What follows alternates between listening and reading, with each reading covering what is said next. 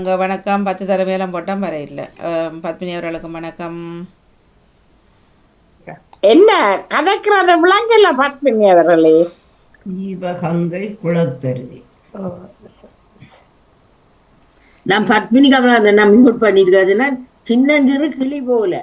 சரி, இல்ல சின்னஞ்சிறு பெண் போலே. நன்றி வணக்கம். இன்றைய நாளுக்கான பாமுக பொருட்சொல் வருகின்றது. ஒரு சொல்லுக்கு போவோம். ஆடி ஆடி. இதுல கிடக்குதே, இந்த இன்டர்நெட்ல அடிச்ச ஒண்ணு வருது. ஓ, சின்னஞ்சிறு பெண் போலே சிற்றாடை இழி உடுத்தி சிவகங்கை குலத்தருகே சரிதுருக்கை சிரித்திருப்பாள். பெண்ணவளின் கண்ணழகை பேசி முடியாது பேரழகு அந்த வார்த்தை தான் கேட்டேன். ஆழி என்றால் கடல் என்ற ஒரு பதம் வருகிறது, கடற்கரை என்ற ஒரு பதம் வருகிறது, சக்கரம், வட்டம், மோதிரம், கட்டை பல சொற்களை கொண்டு வருகிறது. ஆழி என்றால் நாங்கள் சமுத்திரத்தையும் சொல்லுவோம், கடலையும் சொல்லுவோம். அதனுடைய ஆழத்தை ஆழி என்று சொல்வார்கள். வட்டமாக இருப்பதெல்லாம் ஆழி என்று சொல்வார். அதாவது மோதிரம். மோதிரத்தை பவுனில் போடுவார்கள், வெள்ளியில் போடுவார்கள். மணமக்களுக்கு அவர்கள் இருவருக்கும் கல்யாண பதிவு நாளன்று இருவருமாக ஒருவருக்கொருவர் ஒரு மோதிரத்தை, அதாவது ஆளியை மாற்றிக்கொள்ளுவார்கள். இதில் கையில் அணிவதுதான் இது வழக்கம். இது எல்லா மதத்தினருக்கும் எல்லா நாட்டினருக்கும் உரியான ஒரு பொது விஷயமாகும். இந்த மோதிரம் மாற்றுதல் ஆளி என்பது. ஆளியை சக்கரம் என்று சொல்லுவார்கள். அதாவது அதுவும் சக்கரங்கள் வாகனங்களின் சக்கரங்கள் வட்ட வடிவாக இருக்கும். அதனை ஆளி என்று சொல்லுவார்கள். கடலை உலகத்தில் நீளமான கடல், அகலமான கடல், வேற வகையான கடல்கள் இருக்கின்றன. ஒவ்வொரு நாட்டுக்கு இந்த கடல் சொந்தமாக இருக்கிறது. அந்த கடல் வழி பெரியவனம் ஒரு பயங்கரமாக இருந்தாலும் கூட அதில் போய்கொண்டிருக்கும் போது சுகமாக இருக்கும். நாங்கள் கூடுதலாக நைனா தீவுக்கு செய்வதே ஒரு பெரிய கடற்கரை பயணம்தான். அந்த 2 கடல்கள் ஒன்றாகும் போது அதில் செல்லும் போது ஒரு பயமும் வரும், போகும்போது சந்தோஷமாகவும் இருக்கும். கட்டளையையும் சொல்வார்கள். அரசனுடைய கட்டளை அல்லது ஒரு நாட்டின் கட்டளையை மக்கள் ஏற்றுக்கொள்ள வேண்டும். அதே போல் ஒரு தாய் தகப்பனுடைய கட்டளை என்று சொல்லலாம். அதனை ஒரு முக்கியமான செய்தியாகவும் சொல்லலாம். பிள்ளைகள் அவர்கள் கேட்டு நடக்க வேண்டும். நன்றி வணக்கம். நன்றி வணக்கம். வணக்கம் அணி. வணக்கமாங்க. இனிய காலை வணக்கம். செவ்வாய்க்கிழமை நேற்று அண்ணன் தராதபடியா இன்றைக்கு அது தரையில் இன்றைய என்னது 4042. ஆடி ஆடு. 4 பக்கமும் கடலால் சூழப்பட்டது தீவு என்று ஆழியை கூறுவார்கள். அது மற்றது சமுத்திரத்தையும் ஆழி என்று சொல்வார்கள். இன்றைய வெப்பம் காரணமாக கடற்கரையில் பலர் நேரத்தை கழிக்கிறார்கள். அங்கே போயிருந்து நேரத்தை போக்கி குளித்து மொழி வருகிறார்கள். கடற்கரை இன்னொரு பதம் இருக்கின்றது. ஆழி.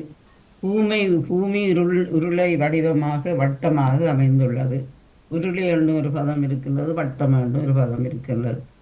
ஆழி. திருமடை அடையாளத்திற்காக மோதிரம் மாற்றி பதிவு செய்து கொள்வார்கள். மோதிரம் என்று ஒரு பதம் இருக்கின்றது. ஆளி. அரசன் மந்திரிக்கு அரசவையில் கட்டளையிட்டு பணியை செய்யும்படி சொல்லுவார்கள், நிறைவேற்றி வைப்பார்கள். கட்டளை என்று ஒரு பதம் இருக்கின்றது. ஆளி. வாகனங்களுக்கு சக்கரம் இல்லாமல் அதை இயக்க முடியாது. சக்கரம் என்று பதம் இருக்கின்றது. நன்றி வணக்கம் அணி. நன்றி வணக்கம். வணக்கம். இனிய காலை உற்சாக வணக்கம் திருமதி வாணிமோகன் அவர்களே. பாமுகர்களுக்கும் நடாமுகன் அவர்களுக்கும் என்னுடைய அன்பான காலை வணக்கத்தை கூறிக்கொண்டு ஒரு நிமிஷம் தாங்க. வஜிதா சேர நிகழ்ச்சி இல்லாதபடியினால்தான் நாங்கள் எல்லாத்தையும் செய்துட்டு உங்களுக்கு தரமா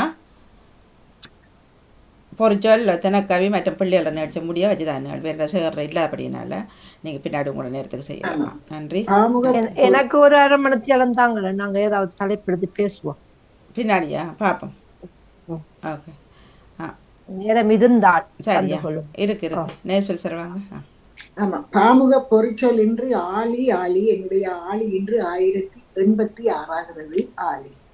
கடல் பரப்பில் இது மோதிரம், சக்கராயுதம், கடலை, கடற்கரை, வட்டம் என்ற சொற்களை கொண்டு வருகின்றது.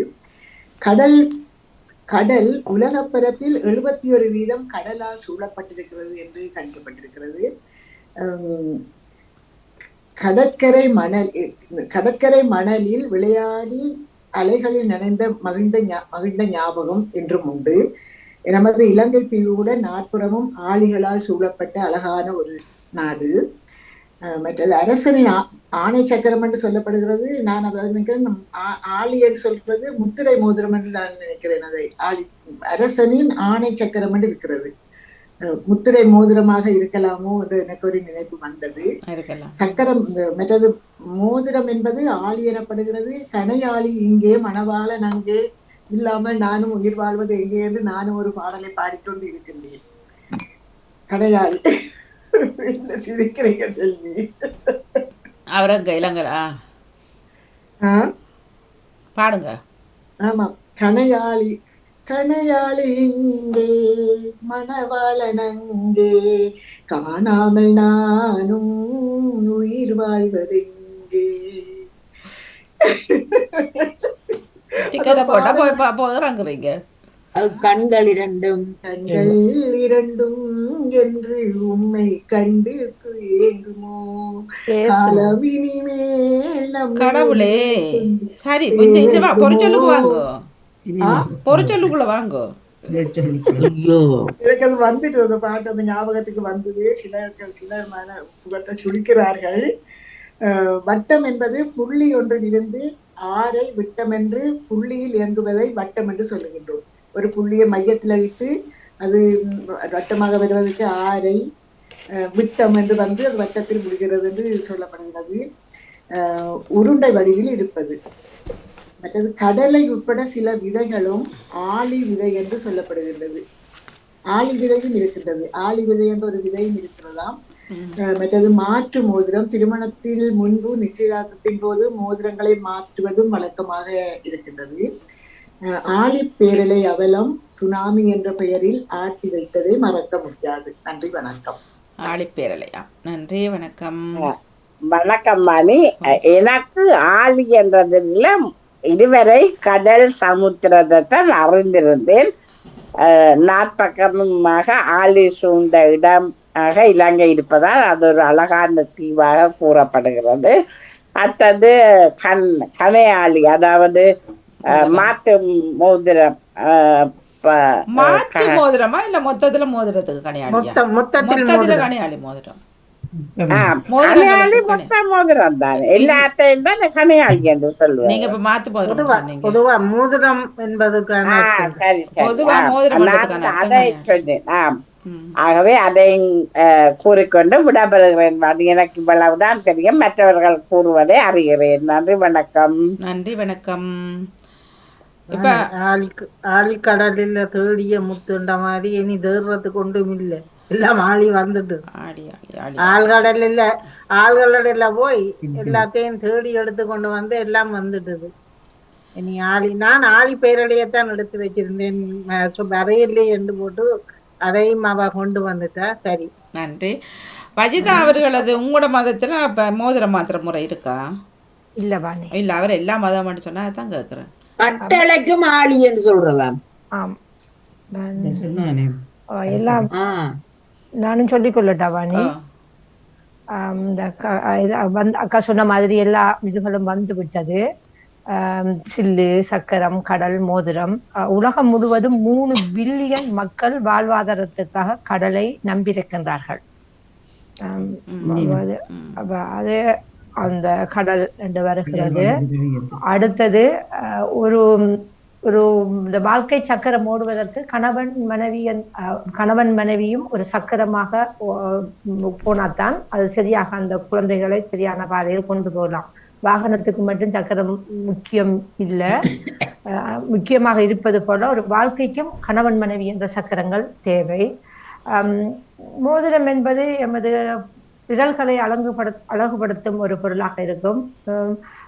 இந்த சமயம் இந்த இது திருமணங்களில் சில மதங்களில் மோதிரத்தை மாற்றிக்கொள்வார்கள். இல்லை மாற்றி அதுதான் இங்கே வந்து திருமணம் சரியா இங்கே இது வந்து அதான் இப்போ தாலியெல்லாம் அது எங்கட சமயத்துக்காக கட்டுறது. இப்போ இங்கே முறைப்படி நீங்கள் முதல்ல மாற்றினீங்கன்னா கணவன் எங்கட மாற்றத்தின்படி ரெஜிஸ்ட்ரேஷன் அந்த ரெஜிஸ்டர் இந்த நிக்கான்னு சொல்லி அது மட்டும்தான் கட்டாயம். தந்தை இல்லாட்டி மூத்த சகோதரன் இல்லாட்டி சாச்சா அப்பட தம்பி 6வது அந்த பெண்ணை கணவனிடம் கையப்பிடித்து கொடுக்க வேணும். அவ்வளோதான். உங்களோட சமயத்துல மோதிரம் மாத்திரையா? நாங்க மாத்திரல மோதிரம் மாத்துறதும் இல்ல தாலி கட்டுறது. மோதிரம் மாத்திச்சுனமே எங்க மோதிரம் மாத்தின? மோதிரம் மாத்திரல அவங்க கொடுப்பார்கள். சும்மா அது அந்த தாலியும் இல்ல, அது ஒரு பொருளாக கொடுப்பார்கள். மகர் கட்டாயம் கொடுக்கப்பட வேணும். மோதிரம் மாத்திரல. நாங்க 6 மாத்தின ஸ்ரீன் போட்டதா மோதிரம்? எங்க போட்டது ஸ்ரீன்? அவர் தான் போட்ட ஸ்ரீனுக்கு மோதிரம். அவர் ஒரு கிஃப்டா போட்டவர் அப்படின்ட்டா? கிஃப்டா போட்டவர். மகராக ஒரு பொருள் கொடுக்க வேணும். மகராக உரிமைப்படுத்துவது அவர் போட்டது. Okay okay okay. அவர் போட்டது. ஆளையாள் போடுற இல்ல, ஆளையாள் போடுற இல்ல. சரி. அப்ப உங்களோட கல்யாணம்ன்றது அன்றைக்கு என்ன என்ன என்ன ஒருத்த வச்சு நான் கல்யாணம் பண்ணிட்டு சொல்றது? எங்கட கல்யாணம் பண்ணி கட்டாயம் அந்த இஸ்லாமிய முறைப்படி நாங்கள் அந்த நீங்க இந்த ரெஜிஸ்டர் பண்ணுவீங்க தானே, அது மாதிரி பெண் போறல பள்ளிவாசல்ல போய் அந்த ஒரு தொழுகை ஒரு குறிப்பிட்ட நேரத்துக்கு பிறகு அதை கொண்டு போய் மாப்பிள்ளை போவாரு. பெண்ட பக்கத்தால் இருக்கிற ஆண்கள் போவார்கள், ஆண்களும் போவார்கள். பெண் மாப்பிள்ளை பக்கத்தால் இருக்கிற ஆண்களும் போவார்கள். 2 அந்த சகோதரங்கள் அந்த தகப்பனும் பேசிக்கொள்வார்கள். தகப்பன் இல்லாத இடத்தில் மூத்த சகோதரன் சாச்சா இருந்த சகோதரன் இல்லாவிட்டால் சாச்சா அப்பாட தம்பி சைன் எல்லாம் வச்சு இல்ல சாட்சி பத்திரம் இல்ல சைன் அந்த கணவன் ஆண் வைப்பார். சைன் பெண்ணுக்கு விட்டு வரும் பேப்பர். ஓ அதே என்னது அப்படி? இப்ப நீங்களும் பள்ளிவாசலுக்கு இப்ப பெண்களும் போற பள்ளிவாசலில் முதல் அப்படி வைத்துக் கொண்டார்கள். இப்பொழுது 2ஆக பிரித்திருக்கின்றார்கள். திருமணம் செய்யும் பொழுது பெண்ணை அந்த இடத்துல அந்த பெண்களை கொண்டு வந்து அதை கையெழுத்து பள்ளிவாசலுக்கும் 2ஆ பிரிச்சு பெண்களும் இப்ப இங்க எங்களோட பக்கம் இஷ்டம் முதல் ஆண்களும் கூடுதா போனேன். இப்ப பார்த்தால் 2 வழி இருக்கும். இங்கால பெண்கள் இங்கால ஆண்கள் உண்டு. இப்ப போன வாரமும் எனது குடும்பத்தில் ஒருவருக்கு பெண்கள் வேறு ஆண்கள் வேறையா தான் இங்கும் இருக்குது சால்கள். அப்படி இந்த கையெழுத்து வைப்பார்கள். அந்த கட்டாயம் ஆண் மகர் கொடுத்து அந்த பிள்ளையை எடுத்துக்கொள்ள வேண்டும். அதுக்காக தான் அவர் மோதிரம் போட்டார். சரியா? இல்ல அவர் கொடுத்த வேற ஒரு பொருள் கொடுத்தவர், அந்த கார் கொடுத்தவர் மகரமாக மகளுக்கு. அந்த இவர் மத்த மருமகள் காசு கொடுத்தவர். அடுத்தது பெண் பேரண்ட்ஸுக்கும் பணம் தர வேண்டும். அவர்கள் நாங்க கேட்கிற தொகை தர வேணும், நாங்க கேட்கவில்லை, அவர்கள் அன்பளிப்பாக எங்களுக்கு தர வேணும். அப்படியா? ஓ எம்பளப்புல போட்டு எங்களுக்கு காசு தர வேணும். ஆண்களுக்கு தான். அடுத்தது பெண் சொல்ற முறைப்படிதான் திருமணம் செய்ய வேணும். திருமணம் எப்படி பெண் எப்படி சொல்லுகின்றாலோ அது மாதிரித்தான் திருமணம் செய்ய வேணும். அது நாங்க தாயகத்தில் இல்லை, அந்த மாற்று கலாச்சாரத்தோட சேர்ந்து வாழ்ந்தபடியா அப்படி வந்து விட்டது. இன்றும் தாலி கட்டுற முறை இருக்கு. ஆண் கட்ட மாட்டாரு, மதினி கட்டுவார். தாலி மதினி போட்டு விடுவார். அந்த சவடி போடுறது மட்டன் இல்ல, மதினி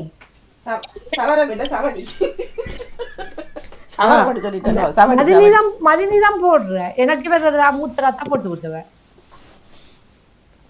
வித்தியாசம் கல்யாணம் மண்டைக்கா அது அந்த ஒரு அன்பளிப்பு மாதிரி கல்யாணத்து அண்டைக்கு அந்த நகைதான் பாணி. அது அந்த நகைய அந்த கட்ட மாட்டாரு, தரைய மாட்டாரு.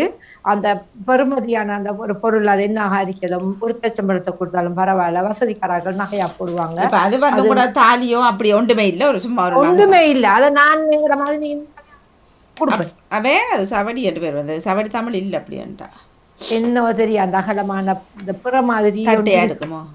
ஓ அது சவடின்னு தான் பேர் சொல்வார்கள். அத எனக்கு போட்டது மூத்த அக்கா.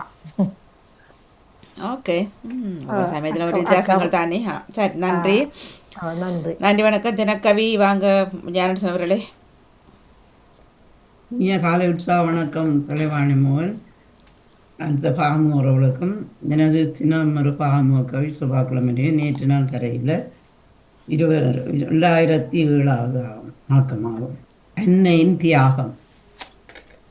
கருவறையில் நான் உண்ட உணவு அம்மா தொப்புள் கொடியால் தந்தார். அம்மாவின் ரத்தம் நான் நாளாந்தம் குடித்த பால். என் பிறப்பில் நீங்கள் பட்ட வலிகள் தாலாட்டி சீராட்டி வளர்த்த பக்குவம். அம்புலி மாமா காட்டி சோறு ஊட்டிய எங்களை காத்த கரங்கள். எமது படிப்புக்காக செய்யாத தியாகங்கள். ஒழுக்கமென்ற பண்பை விதைத்த சொற்கள். எங்களது எதிர்கால வாழ்வு பற்றிய அக்கறைகள். திருமண வாழ்வு பற்றிய எதிர்பார்ப்புகள். இழப்புகளை தாங்கக்கூடிய ஆறுதல் வார்த்தைகள். இத்தனை தியாகங்கள் செய்த அன்னை அவள் மறையவில்லை. வெள்ளையடிக்கப்பட்ட கல்லறையில் மூடப்பட்டு கிடந்தாலும் இறைவன் சந்நிதியில் நிம்மதியாக இளைப்பாறுவாள். நன்றி, வணக்கம். நன்றி, வணக்கம். வணக்கம் நேவிஸ் பிலிப்ஸ் அவர்களே.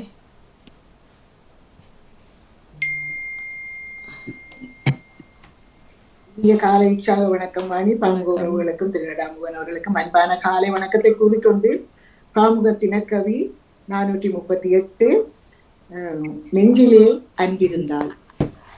நெஞ்சிலே அன்பிருந்தாள். அன்பில்லா மனங்கள் எங்கிடுதே பரிவை தேடி அலைகின்றது. பாசத்தை உணரத் துடிக்கின்றதே பாரினில் எங்கும் தெரிகின்றது. அன்பில்லா மனங்கள் ஏங்கிடுதே பரிவை தேடி அலைகின்றதே பாசத்தை உணரத் துடிக்கின்றதே பாரினில் எங்கும் தெரிகின்றது. ஆற்ற தேற்ற யாருமின்றி கற்றல் அறிவு ஏதுமின்றி வற்றி போன மனதுடனே வாழ்வோரும் ஆயிரமாய். ஆற்ற தேற்ற யாருமின்றி கற்ற அறிவு ஏதுமின்றி வற்றி போன மனதுடனே வாழ்வோரும் ஆயிரமாய். கல்மனம் கரைய வேண்டும், கரிவு இரக்கம் சுரக்க வேண்டும், சொல்லில் இனிமை வேண்டும், அணைக்கும் கரங்கள் எங்கும் வேண்டும். கல்மனம் கரைய வேண்டும், கனிவு இரக்கம் சுரக்க வேண்டும், சொல்லில் இனிமை வேண்டும், அணைக்கும் கரங்கள் எங்கும் வேண்டும். பனித்த நீர்த்துளிகள் கசியும் கண்கள் வழி பனித்த நீர்த்துளிகள் கசியும் கண்கள் வழி பரிவும் பாசமும் தெரிகின்றது, காண்போர் மனமும் குளிர்கின்றது. பனித்த நீர்த்துளிகள் கசியும் கண்கள் வழி பரிவும் பாசமும் தெரிகின்றது, காண்போர் மனமும் குளிர்கின்றது. நன்றி, வணக்கம். நன்றி, வணக்கம். நன்றி, வணக்கம். சிவதர்சனி அவர்கள் வருகின்றார். வணக்கம், வாங்க. நேரம் லண்டனில் 9:33 இடந்திருப்பது என்று நாட்பொழுது இடம்பெற்றுக் கொண்டிருக்கும் நேரலை நிகழ்வுகளோடு. வணக்கம். அனைத்து பாமுக உறவுகளுக்கும் இனிய உற்சாகமான செவ்வாய்ப்பொழுதின் வணக்கம். தினக்கவி 2147 சிவதர்ஷினி ராகவன், சுவிட்சர்லாந்தில் இருந்து. வசந்தகால மலர்கள் வண்ணங்குலையாது வாசனை மறையாது வாழ்த்தொலி பகரும் வெளி மறக்க வைக்கும். வண்ணங்குலையாது வாசனை மறையாது வாழ்த்தொலி பகரும் வெளிமறக்க வைக்கும். கண்ணுக்கு விருந்து கருத்தினை கவர்ந்து கொஞ்சம் மொழி பேசும் கோபம் விலக்கி வெல்லும். கண்ணுக்கு விருந்து கருத்தினை கவர்ந்து கொஞ்சம் மொழி பேசும் கோபம் விலக்கி வெல்லும். கொள்ளை அழகு பாரும் கோடி சுகம் காணும் அள்ளி விழி பெருக அல்லிமுகம் நானும். கொஞ்சி மொழி பேசும் கோபம் விலக்கி வெல்லும். கொள்ளை அழகு பாரும் கோடி சுகம் காணும் அள்ளி விழி பெருக அல்லிமுகம் நானும். சொல்லி முடிக்க நீளும் சோகம் கலைத்து வாழும் இத்தனை அழகு சிந்தும் வசந்த கால மலர்கள். சோகம் கலைத்து வாழும் இத்தனை அழகு சிந்தும் வசந்த கால மலர்கள். நன்றி, வணக்கம். நன்றி, வணக்கம். அனைத்து பாமுக காட்டு கொடுப்ப தாங்கோ. வணக்கம் வாணி. வணக்கம். காலையிலிருந்து எல்லா நிகழ்ச்சிகளும் சிறப்பாக நடைபெற்றது. எல்லாத்துக்கும் வாழ்த்துக்கள் கூறியபடி தினக்கவி தந்த தியானதேசன் அவர்கள் அன்னையினுடைய தியாகத்தை பற்றி மிக அழகாக தந்திருந்த தாயினுடைய தியாகங்கள் எப்படி என்று. நேவிஸ் பிலிப்ஸ் அவர்கள் நெஞ்சிலே அன்பிருந்தால் சில பேருக்கு அன்பு இல்லாத மாதிரி கல் நெஞ்சம் கொண்டவர்களுக்கு அன்பை கொடுக்கும்படியான ஒரு வரியும் வந்ததாக இருக்கிறது. அந்த சில நேரங்கள்ல கல் நெஞ்சம் சில வேளை அன்பிருக்கிறவர்களுக்கும் வருகிற மாதிரி தெரிகிறது. ஆகவே அதை கூறிக்கொண்டு அடுத்தது சிவதர்ஷினி ராகவன் அவர்கள் வசந்த கால மலர்கள் இப்போது பூத்து குலுங்கும் மலர்கள் எல்லாவற்றையும் பார்த்து அவருடைய கவிதை அப்படி சென்றிருக்கிறது. ஆகவே தியானதேசன் அவர்களுக்கும் நேவி ஸ்பிரிட்ஸ் அவர்களுக்கும் சிவந்தரிசின வாகமனருக்கும் வாழ்த்து கூறி வாணி உங்கள் பணிக்கு நன்றி கூறி விடைபெறுகிறேன். நன்றி, வணக்கம். நன்றி, வணக்கம். வணக்கம் வணக்கம் மணிமோகன். நான் பத்மினி கமலாந்தன். அனைவருக்கும் வணக்கம். 3 கவிதையாளர்களுக்கும் மனமார்ந்த வாழ்த்துக்களை கூறி விடைபெறுகிறேன். நன்றி, வணக்கம். வணக்கம். வணக்கம் மணி. நானும் கேட்டுக்கொண்டிருந்தேன். அனைத்து கவிதையாளர்களுக்கும் மிகச் சிறப்பான வாழ்த்துக்கள். தொடருங்கள் என்று சொல்லி மூவரையும் நன்றி. நன்றி, வணக்கம். வணக்கம். வஜிதாவா? வணக்கம் வாணி. நானும் கவிதைகளை கேட்டுக்கொண்டிருந்தேன். மிகவும் சிறப்பாக இருந்தது. 3 கவிதைகளும் வித்தியாசமான ஒரு முறையில் அந்த கவிதைகள் அமைந்திருந்தது. தாயின் தியாகம், அன்னைய தினத்தை முன்னிட்டு தியாகா சொல்லியிருந்தார். அதுக்கு ஈடுணையே இல்லை அந்த தாயின் தியாகத்துக்கு. ஒவ்வொரு வரிகளும் சிறப்பாக இருந்தது, மிகவும் சிறப்பாக இருந்தது. வாசித்த விதமும் அழகாக இருந்தது. அடுத்தது இந்த நேவிசக்கா, இந்த நெஞ்சிலே அன்பிருந்தார். இந்த அந்த அன்பு எங்கள்கிட்ட இருந்தா அது எங்களுக்கு தெரியாது, நாங்க வெளிப்படுத்தினா தான் தெரியும். அது அழகாக சொல்லி காட்டியிருந்தார். அவைக்கும் சிறப்பான வாழ்த்துக்கள். அது சிவதர்சினி, வசந்த கால மலர்கள். உண்மையிலே இப்பொழுது வீதிகளை பார்க்கும் பொழுது அவர் அந்த கவிதையை கண் முன்னே தெரிஞ்சது. அழகாக இருக்கின்றது. இந்த நிலத்துக்குள்ள இருந்து பாருங்க, அந்த அன்பு வெளிப்படுற மாதிரிதான். அந்த துளுப்பு, அந்த லைலிஸ் பூக்கள் எல்லாம், அந்த நிரந்தரமான தாவரங்கள், அது அப்படியே முளைச்சு கொண்டு வந்து பாக்குறதுக்கு ஆசையா இருக்கிறது. அழகாக இருக்கிறது. இந்த மிகவும் சிறப்பான ஒரு கவிதையாகவும் இருந்தது. மூவருக்கும் வாழ்த்துக்கள். நன்றி, வணக்கம். வணக்கம் ஜனசரளி, நேசரளி வாங்கோ. வணக்கம். வணக்கம் மணி. நானும் காலையிலிருந்து நிகழ்ச்சிகளை கேட்டுக்கொண்டேன். வந்த அனைவருக்கும் வாழ்த்துக்களையும் கூறிக்கொண்டு இந்த கவிதைகள் வைத்த சிவதர்சனாகவும் ஜெயாக்கா நானும் எனக்கு வாழ்த்துக்களை கூறுகிறேன். நன்றி. நன்றி, வணக்கம். வணக்கம். காலை நிகழ்ச்சியிலே சிந்தனை தந்த அனைவருக்கும், பொறிச்சல் தந்தவர்களுக்கும், பாம கவிதை தந்தவர்களுக்கும் எல்லோருக்கும் வாழ்த்துக்களை நன்றிகளையும் குறிப்பிடுகிறேன். நன்றி, வணக்கம். சரி, இதில் தாமரக்கா, நீங்கள் உங்களை நாங்கள் சோப்பு ஜாரியெல்லாம் கட்டிட்டு போக சொன்னது அதை மறந்துட்டோம். என்ன அவரை வரவேற்பு அப்படி இதில் காலையில் உண்மையில் அது காலையில் ஒரு காணொலி பார்த்தேன். இந்த பிறகு தாமரை காட்ட வருவோம். இந்த மனிதாபிமானம் தானே சொல்கிறது. இதெல்லாம் எங்கே போச்சு? மனிதாபிமானம். இப்போ உங்களோட கவிதையில் தான் அது வந்தது. இதில் காலையில் பார்க்க ஒரு பெண் போகிற பார்த்துருப்பீங்களா தெரியல, ஒரு பஸ்ஸு கொம்பு அதுக்கு சின்ன பெரிய மாடண்டும் இல்லாது, அது அந்த பெண்ணை அந்த மதிலூரமாக வச்சு குத்துது சரியா, கொம்பால் அப்படியே. இதை ஒருவர் வீடியோ எடுத்து கொண்டு இருக்கிறார். அப்போ இவருக்கு அந்த மனித நேயம் எங்கே போச்சு? இவர் அந்த அந்த அது ஒரு 5 அறிவு ஜீவன். அதை விட கேவலமா நீ நின்று எடுக்கிறையே. அது இப்ப மனித நேயம் இல்லவாணி. இப்ப நீங்க அவர்களுக்கு அந்த அதை அப்படியே அவரை குத்தி எடுக்குது பாவம் அவர். ஆனா பிறகு 2-3 நேரம் பார்த்தேன், அந்த கையில் இருக்கிறது ஹேண்ட்பேக்கா என்ன பார்த்தா அவரோட குழந்தை, அது அந்த குழந்தைய அவர் காப்பாற்றுறதுக்கு அவர் பார்க்குறார். அந்த பிறகு அங்கே தூக்கி அறிஞ்சு குழந்தைய தான் இருக்க வேணும். அது 2-3 நேரம் பார்த்தேன்னா பிறகு பார்த்தா அந்த கொம்பால் அப்படி நல்லா பெரிய ஒரு இதாக இருந்துட்டு தான் என்ன நடந்துன்னு தெரியல. அது பிறகு வந்து ஓட்டோவில் வந்தவர்கள் அதில் இறங்கி பிறகு கம்பெடுத்து அந்த மாட்டை திறத்துகிறார்கள். அதான் எழுதியிருந்தார்கள். முதல்ல உனக்கு எங்கடா மனிதாபிமானம் போயிட்டான்ட்டு, மனிதனையும் போயிட்டான்ட்டு இவர் எடுக்கிறார். அது உண்மையாக இருக்குமோ? ஏன்னாண்டா இப்படி செய்து கொண்டு இருக்கிற ஏன்னா உலகல்ல அது மனிதர்கள் இதெல்லாம் எங்கே போச்சாண்டு மனித நேயம் வேண்டாம். என்ன மனித நேயம் சுயநலம் பெருகி போயிட்டு வாணி. சுயநலம் பெருகினதால இல்ல, கையில டெலிபோன் இருக்கிறபடியே அவங்களுக்கு அந்த மண்டி கொண்டும் இல்ல. அந்த கதிர்காமத்துல நடந்துக்குதான். கொஞ்சம் போறோங்க, நேவிஸ் பிலிப்ஸ் ஆரம்பித்தார். கொஞ்சம் போறோங்க, சொல்லுங்க. சுயநலங்கள் பெருகினதால பொதுநலங்கள் மனிதாபிமானங்கள் எல்லாம் வற்றி போச்சுது. அவங்க தங்களோட பெருமையை காட்டுறதுக்காக நாங்க இப்படி ஒரு காட்சியை கட்டினோம், எங்க Facebookல போடும்போது எல்லாரும் பாராட்டுவாங்கன்னு நினைக்கிறார்கள். இல்ல இதே அவர் ஒரு அக்கா தங்கச்சி அம்மாவா இருந்தா அப்படி செய்வார்கள். அதுதான் சொல்றேன். சுயநலம் எல்லாம் சுயநலம். தன்னலத்தை முன்ன வச்சுதான் இப்படியான நிகழ்ச்சிகள் கல்மனம். இதுதான் கல்மனம். அதான் சொல்றேன், கல்மனம் என்ன இது? அது திரும்ப திரும்ப குத்தி எடுக்குது அந்த கொம்பால. அந்த பண்ண உள்ற திரும்ப இதண்டுது பாவம். அவனுக்கு அந்த Facebookல எடுத்து அதை போடணும்ன்றதுதான் வருது. தன்னுடையதா துணிக்கும் தானே, ரத்தம் துணிக்கும் தானே. வந்தவர்கள் வந்து மாட்டு கடிச்சிருக்க கூடா, இவனு கடிச்சிருக்கணும். இவனை திரு வெளுத்திருக்கணும். இவனை பிடிச்சு வெளுத்துட்டு ஒரு ஃபோன் ஒன்று வந்ததும் பாருங்கள் எங்கே மனிதம் எங்கே போச்சு, நேயம் எங்கே போச்சு, தானம் எங்க எங்கே இருக்குது போச்சு, தானே, எங்க இருக்கு? ஒன்றுமே ஒன்றுமே இல்லாமல் போச்சு தானே. இல்லை. எல்லாம் தங்களோட சங்கட சுயநலம் தாங்க மட்டும் நல்லா இருந்தா போதும். தங்களுக்கு தான் எல்லாம் வேணும், மற்றவங்க எப்படி போனா என்னன்னுதான் அந்த மனசு பிரத்யேக மனதுகள் இருக்குது. எல்லாருடைய மனம் என்னோடதுதான். நான் தான் முன்னுக்கு நிக்கணும், எனக்கு தான் எல்லாம் வேணும், நான் தான் எல்லாம் செய்யணும்னு சொன்னா தாய் முடியுமா? குழந்தை அடியை நடிப்பாம், மிதிய மிதிய மிதிப்பாவாம், அது ஒருவர் வீடியோ எடுப்பாராம். பெத்த தாயை மிதிய மிதிய மிதிச்சு அடியை நடிப்பாராம், பெத்த பிள்ளை வீடியோ எடுப்பாங்களாம். எங்கே போகுது இது? என்ன நேற்று அந்த நடக்க அந்த போகுது? மசூரத்தை பாருங்க, டுமேரியால அந்த மசூரத்தை எத்தனை பேர் அதை வீடியோ எடுத்தாங்க. என்ன அது அது வந்தது அதை எடுக்க வேண்டிய விஷயங்கள் தான். ஆனா எது அதுல எத்தனை உதவிகள் செய்யறதுக்கு முந்தத்தானே வேணும் கட்டாயம். அதைத்தான் முதல் செய்யணும். வீடியோ எடுக்க தேவையில்லை. முதல் அந்த உதவிகளை, அந்த உயிரை காப்பாற்றுறதுக்கு நாங்க துடிக்கணும். முதல் துடிச்சிருந்தா இப்ப 21 பேர் செத்ததுல 10 பேர் இருந்தாலும் 10 பேரை நாங்க காப்பாற்றிருக்கலாம் உடனே. அதுல அதுதான் வீடியோ எடுத்து கொண்டு வீடியோ இருப்பாரு. எடுத்து அதை வீடியோ எடுத்து அதை போடணும், எல்லாரும் பார்க்கணும் நினைச்சா அந்த 10 உயிர்களுக்கும் அந்த வீடியோ வாங்கி யோசிச்சு பாருங்க.